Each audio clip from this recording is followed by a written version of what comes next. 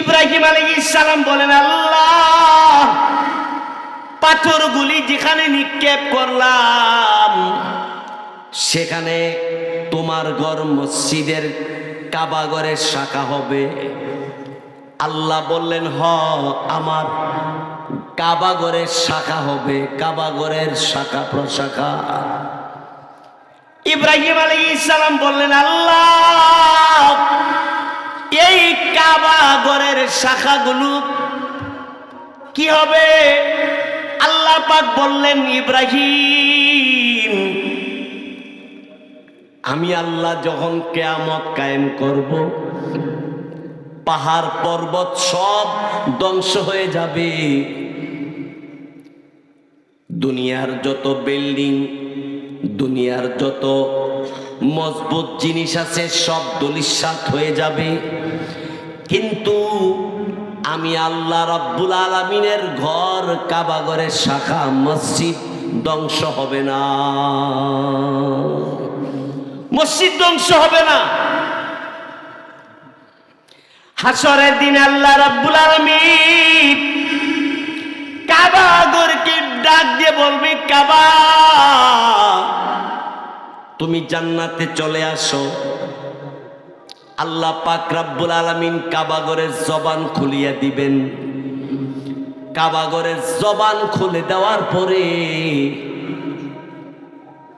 কাবা ঘর আল্লাহকে বলবে, আল্লাহ, তোমার সাথে আমার কিছু কথা আছে। কি কথা?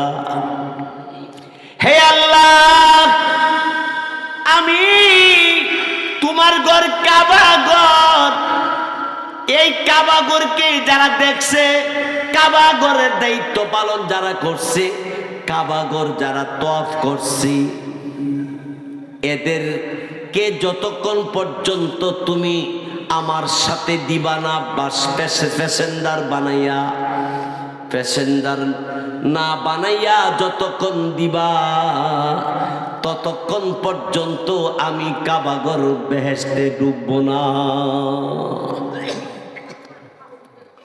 আল্লাহ তাআলা বলবে, কাবা, তোমারে যারা দেখছে, তোমারে দেখা যারা আমি আল্লাহর কুদরতি কদমে সেজদা করছে, নামাজ পড়ছে, আমি আল্লাহকে ডাকছে, যাও, আমি তাদেরকে মাফ করে দিলাম, তোমার মধ্যে আমি তাদেরকে প্যাসেঞ্জার বানাই দিলাম, তাদের সহ জান্নাতে ঢুকো।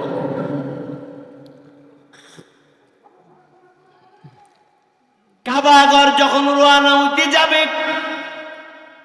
কিতাবে লিখে ওই দিন কিয়ামতের দিনে তাম পৃথিবীর প্রত্যেকটা মসজিদ আল্লাহ রাব্বুল আলামিনকে বলবেন, আল্লাহ তাআলা, তোমার কাবা নির্মাণের পরে, পাথর বেশি হওয়ার পরে, তোমার পয়গাম্বর ইব্রাহিম নবীর হাতের মাধ্যমে তাম পৃথিবীর মধ্যে নিক্ষেপ করাইয়াছিলাম, আর যেখানে যেখানে পাথরের কণা কাঙ্কর পড়ছে সেখানে তোমার ঘর মসজিদ, আল্লাহ, আমি সয়দের খলার মসজিদ, আল্লাহ, কাবা ঘরের শাখা আমি, আল্লাহ, আমিও জান্নাতে যাইতে চাই, কাবা ঘরের সাথী হইয়া যায়।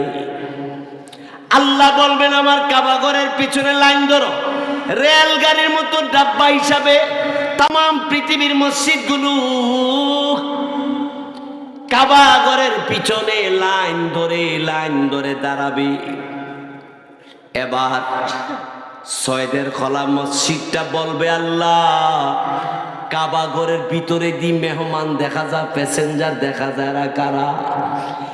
আল্লাহ বলবে, এরা আমার ওই সমস্ত বান্দা বান্দি যারা আমার কাবা ঘরকে তওয়াফ করছে, আমি আল্লাহর কাবা ঘরের সামনে সেজদা করছে, আমি আল্লাহর কাবা ঘরকে মুহাব্বত করছি, এরা আমি আল্লাহর কাবা ঘরের দায়িত্ব পালন করছে, এরা অমনি আপনাদের এই মসজিদটা আল্লাহকে বলবে, আল্লাহ, তাহলে আমি তোমার ঘর মসজিদ, আমি তোমার ঘর মসজিদের সভাপতি কই, সদস্যরা কই, মুসল্লি কই, ইমাম কই, যারা টাকা দিয়া পয়সা দিয়া দান খেরাত করছিল এরা কই? এদেরকে সারা আমি জান্নাতে ডুবব না। হাসরের দিনে আল্লাহ পাক রব্বুল আলামিন আপনাদের মসজিদের জবান খুলে দিবে, আর মসজিদ বলবে, আল্লাহ আমি তোমার ঘরের আল্লাহ তাআলা সভাপতিরে চাই, সদস্যদেরকে চাই, কমিটি চাই, এলাকার যারা গরিব দুনিরা দান খায়রাত করেছিল, তোমার মসজিদ সাজাইছিল, এদেরকে চাই, এদেরকে নিয়ে একসাথে জান্নাতে যাব। এই জন্য আমার ভাইয়েরা এই কাবাগরের পিছনের লাইন ধরে আপনাদের মসজিদ সহ গোটা পৃথিবীর মসজিদগুলো লাইন ধরবে। যারা নেক পাওয়ার উদ্দেশ্যে, আল্লাহরে সন্তুষ্টি করার উদ্দেশ্যে দান খেরাত করলেন, মসজিদ সাজাইলেন, মসজিদের দায়িত্ব পালন করলেন, ঠিক তেমনি ভাবে যারা এই মসজিদকে সুন্দর করলেন, ওই দিন এই মসজিদ আপনাকে নিয়ে আল্লাহর তৈরি জান্নাতের ভিতরে প্রবেশ করবেন। এই জন্য মসজিদ কমিটিতে যারা আছেন এবং মুসল্লি যারা আছেন, আর বিশেষ করে আপনারা যে ইমাম পাইছেন, মাশাআল্লাহ অত্যন্ত সুললিত কণ্ঠের অধিকারী, ভালো হাফেজ, আলেমী দ্বীন, জয়নাল আবেদিন আমার ছাত্র, অত্যন্ত ভদ্র এবং নম্র।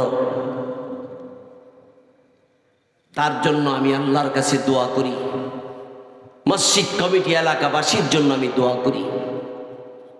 আমরা অল্প কিছুক্ষণের মধ্যে এখনই দোয়া করব। দোয়ার আগে